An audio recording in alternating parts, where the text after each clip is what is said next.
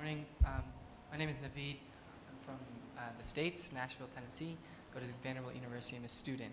And my question is on education and access to quality education in the country. As you've stated in your address, that the government is spending up to increasing 16% in investment in education, but South Africa still yet remains to see any improvement, especially in rural access to rural education and the quality of teachers. What specific measures have you addressed to really see that money may not be the end-all solution for improvement of the education system in South Africa? Thank you. Firstly, one of the things, as you have heard in a number of speeches that have been made, including our State of the Nation address, with the President emphasizing the triple T concept of teachers, textbooks, and time. We're paying a lot of attention to making sure that our teachers are in class and that textbooks are delivered, but also that that is done timelessly. But again, there is now this annual assessment program for the grade 3s, because as I indicated in my address, that we have picked up that areas of literacy, numeracy, and in maths and science have actually been our biggest downfalls. So it's an area now, those annual assessments are done at the 3 levels, at grade 3, at grade 6, and at grade 9, so that we are then better able to come up with remedial action once we have identified the difficulties in those areas. But we're paying a lot of attention, but also making sure that there is adequate infrastructure, but also the training and the retraining of the teachers, as I've indicated. Some of our teachers have not been adequately trained to be able to work in the new environment. My name is Dan Fredriksen. I'm the ambassador of Denmark to South Africa. Obviously, energy is crucial to economic development. And those of us who have been here for a few years, we still remember when the lights went out here, not only in Johannesburg, but in Pretoria and all over the country, not only for a day or for hours, but for quite a long time. And I know you have been struggling hard to come back on to speed again in making sufficient energy production in the country. And I think it should be a great compliment to your government that you have now launched on the refit tariff. Yes. And what's going on. Of course, it has taken a long time to have it ready, and we still need to see how it's going to play out. But we also know that one of the obstacles to pursuing alternative energy production in this country has been the price of energy, because it has been very difficult to compete with the energy supplied by Eskom and the energy to be supplied by windmills, for instance. So I think, the refit tariff now is a good start, good kick for it. But obviously, in the longer run, you have to make some, perhaps you could share these deliberations with us. How are you going to cope with the problem of increasing energy prices in order to get good economy and sustainable development, energy development? But on the other hand, that's causing problems to industry, obviously.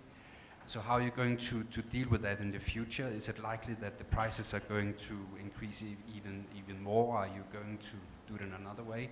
And of course, the other question related to that is, are you already now preparing for a refit too? Because I think this is what a lot of the investors would be looking at with quite an interest. In view of the fact that the refit 1 is only a rather small initiative, but if you really want to move into sustainable energy development, you have to do more.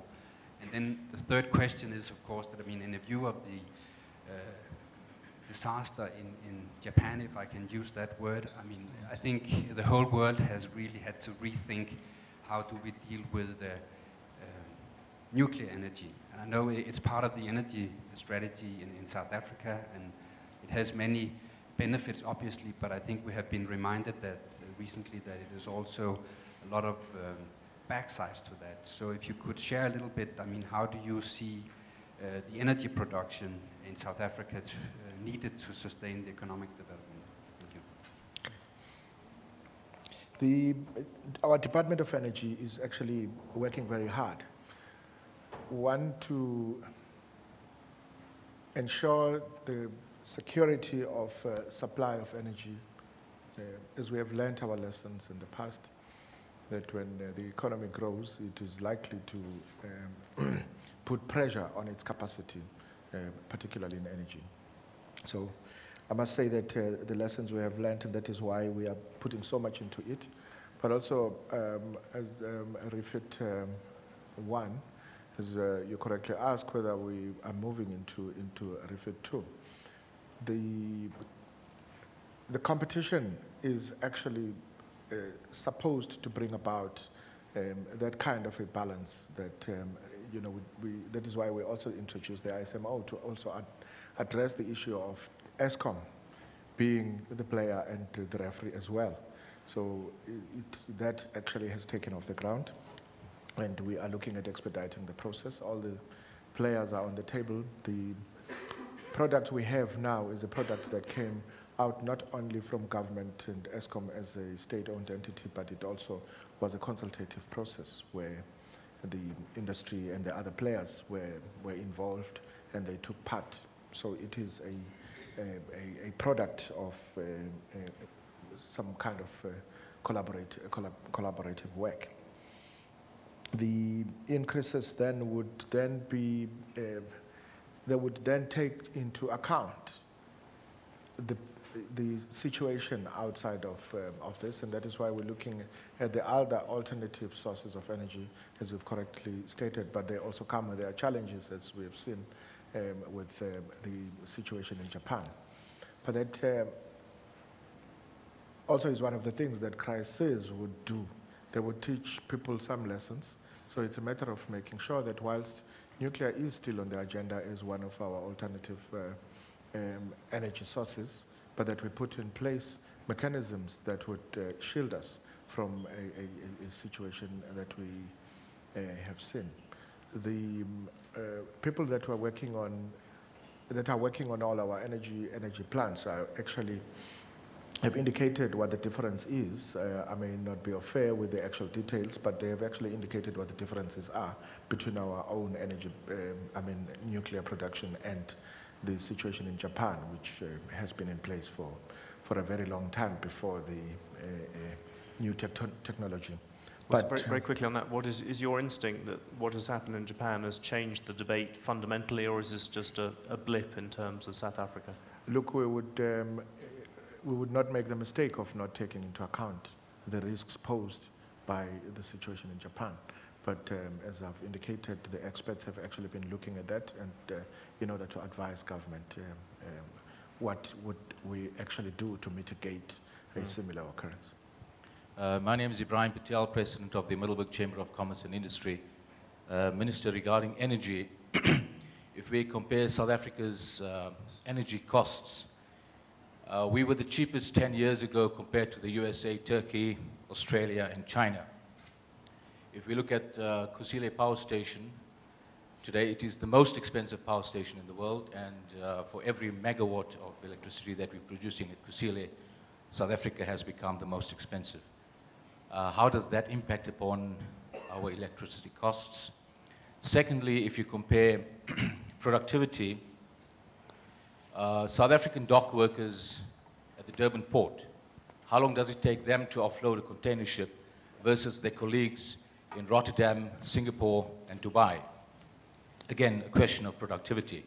Third question is, we have dropped considerably on the Legatum Africa Awards Prosperity Index, and that is cause for concern. What is government going to do about that in terms of creating... Can you repeat your last one, the third one? South Africa has dropped on the Prosperity Index.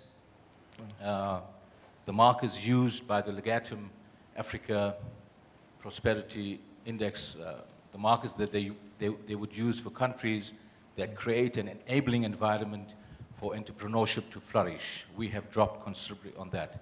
What is government going to do about that?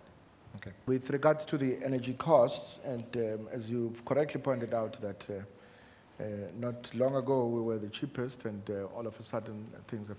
And I think it's one of the lessons we learned from delaying, augmenting energy generation, and perhaps we were overtaken by events, but we indeed have been the cheapest.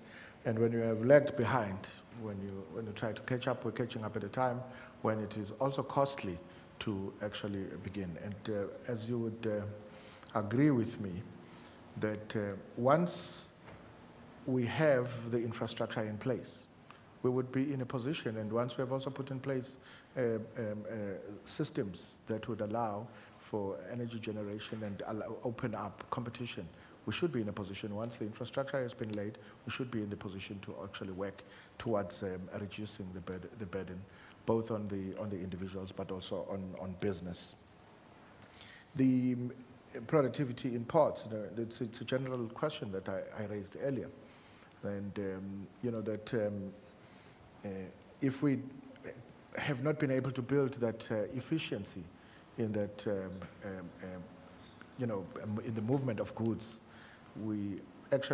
that impacts heavily on our competitiveness, because, the time it takes to actually get to move the goods contributes quite seriously in the cost of doing business, but also in the decision makers knowing whether to do business with a country.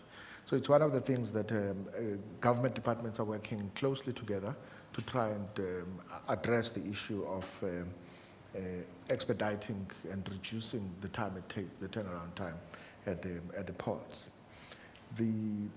Our posterity index, and if we've gone down, it did indicate that the progress we have made does not leave room for complacency. And when we are compared, as everybody would be competing to be the destination for investment, and I've spoken earlier about how much we're trying to do to build the requisite skills, because it's important to have the requisite skills. You also have the required technology to be able to compete with the rest of the world, and that is why we are doing our level best with our role in the region, our role in the continent, and having entered also into the league of the likes of Brazil, India. And those are some of the things that we should actually be looking at, because our participation in such bodies, we should be bringing something to the party, but also we should be able to learn from our partners there.